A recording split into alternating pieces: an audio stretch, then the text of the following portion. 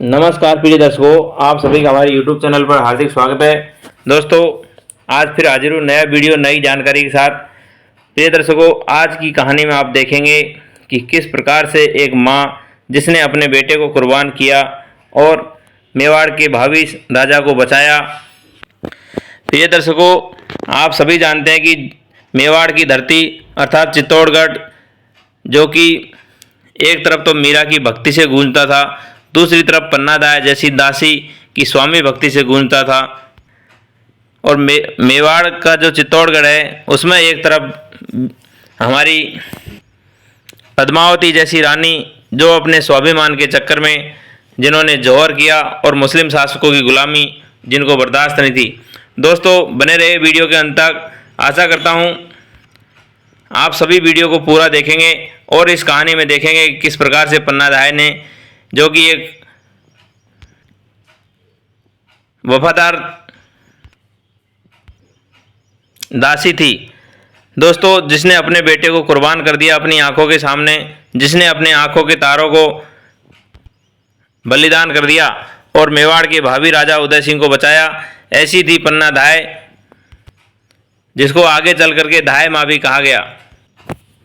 प्रिय दर्शकों, एक समय ऐसा आया कि चित्तौड़ का जो किला है वहाँ पर आंतरिक कलह की वजह से एक बनवीर नाम का शासक, जो कि एक दासी पुत्र की माना जाता था, लेकिन उसको महत्वाकांक्षा के चलते उसको चित्तौड़ का राजा बनना था।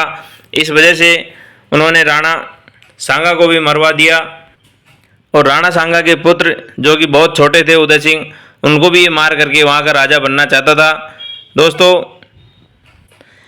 एक दिन उदय सिंह ने अवसर पा करके एक तरफ तो विक्रमादित्य को मार करके आया और उसी खून भरी तलवार से, खून से सनी हुई तलवार से मारने के लिए उदय सिंह के महल की तरफ चल दिया। उदय सिंह की माँ, जिसको पहले से ये आभास हो गया था कि मेरा बेटा यहाँ पर सुरक्षित नहीं है, उसने इसका जिम्मेदारी उसकी जो दासी थी उसके हवाले कर दिया और कहने लगी कि यदि आपको ये राजा को बचाना है तो आपको सर्वस्व न्यौछावर करके जैसे भी करके इस उदय सिंह को बचाना है। दोस्तों, पन्ना दाई, जिसके बारे में कहा जाता है कि ये गुर्जर जाति की महिला थी और इसने उदय सिंह को एक पत्तल अर्थात बांस की जो टोकरी थी उसमें सुला दिया और ऊपर से पत्तल, जो झूठी पत्तल थी, उनसे कवर करके एक सेवक के माध्यम से इसको महल से बाहर भिजवा दिया तथा उदय सिंह के जो कपड़े थे उसको अपने पुत्र चंदन, दोस्तों पन्ना दाई के दो पुत्र थे, एक राजकुमार और एक चंदन, ये तीनों एक साथ खेलते थे, पले बड़े थे। तो पन्ना दाई ने अपने बेटे चंदन को उदय सिंह के कपड़े पहना दिए तथा उसका जो पलंग था उसमें सुला दिया।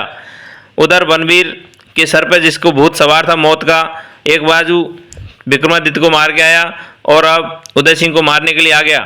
पन्ना दाई बेचारी जैसे ही पूछा उदय सिंह कहाँ है, तो उसने संकेत ही संकेत में बता दिया, पलंग की तरफ इशारा करके।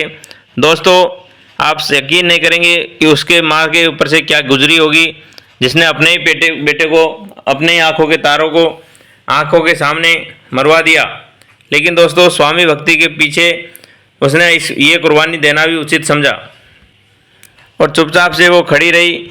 एक आंसू भी नहीं आ सका, क्योंकि अगर आंसू ले आती तो बनवीर को शक हो जाता। प्रिय मित्रों, जब बनवीर इसको मार के चला गया, उसके बाद उसका चंदन बेटा, जिसकी लाश को माथे से चूमती है और चुपचाप से लाश को लेकर के उसका अंतिम संस्कार के लिए चल देती है। उधर दोस्तों, ये दर दर भटकती रही, इसको किसी ने शरण नहीं दिया। चित्तौड़ में पन्ना और उसके विश्वास पात्र सेवक उदय सिंह को लेकर के मुश्किलों का सामना करते हुए कुंभलगढ़ पहुँचे। कुंभलगढ़ का किलेदार आशा देवपुरा था, जो राणा सांगा के समय से ही इस किले का किलेदार था। आशा की माता ने आशा को प्रेरित किया और आशा ने उदय सिंह को अपने साथ रखा। उस समय उदय सिंह की आयु 15 वर्ष की थी, तो उस समय मेवाड़ी उमराव ने उदय सिंह को 1536 में महाराणा घोषित कर दिया। अब उदय सिंह के नाम से पट्टे परवाने निकलने आरंभ हो गए। सभी ने उदय सिंह को राणा स्वीकार कर लिया। प्रिय दर्शकों, कुछ लोग पन्ना दाई को गुर्जर समाज की समझते हैं एवं कुछ लोग इसको राजपूत वंश की भी समझते हैं। इसमें इतिहासकारों के बीच में विरोधाभास है, इसलिए मैं भी क्लियर कट आपको बता नहीं सकता। प्रिय दर्शकों, अब आते हैं पन्नाधाय के मरने के बाद उनकी किस प्रकार से मूर्ति बनाई और किस प्रकार से उनको सम्मान दिया गया। दोस्तों, रक्षा मंत्री राजनाथ सिंह ने राजस्थान के उदयपुर में पन्नाधाय की मूर्ति का अनावरण किया।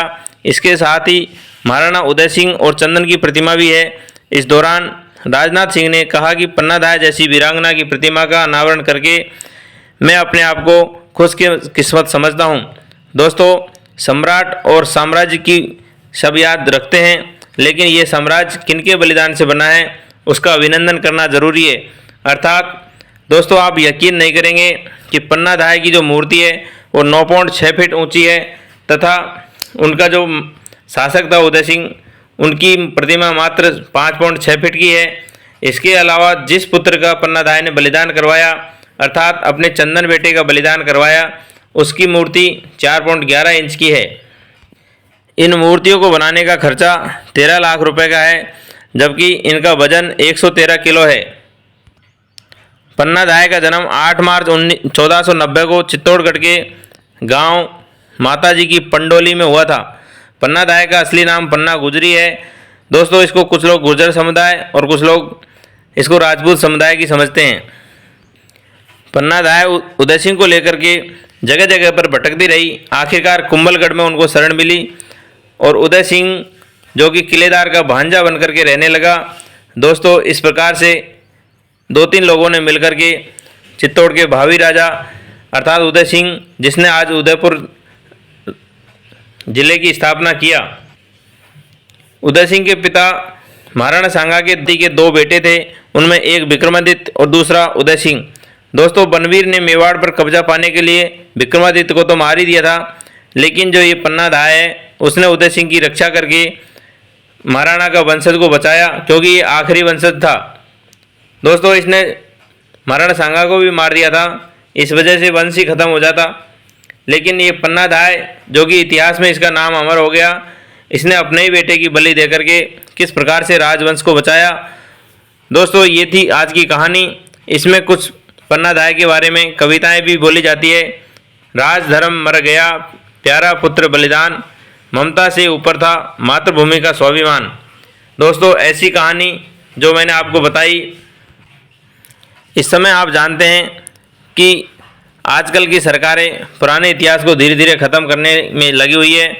मनीष सिसोदिया जो कि मेवाड़ से ही थे, इनके वंशज, दिल्ली के उप मुख्यमंत्री। दोस्तों, आप समझ सकते हैं कि राजनीति में कुछ भी हो सकता है।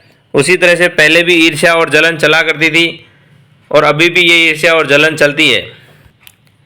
दोस्तों, ये कहानी कैसी लगी कमेंट में बताइएगा और सभी को राधे राधे, हरिओम। जो भी मित्रगण चैनल से नए जुड़े हो, चैनल को सब्सक्राइब कर ले और बेल आइकन को प्रेस कर ले।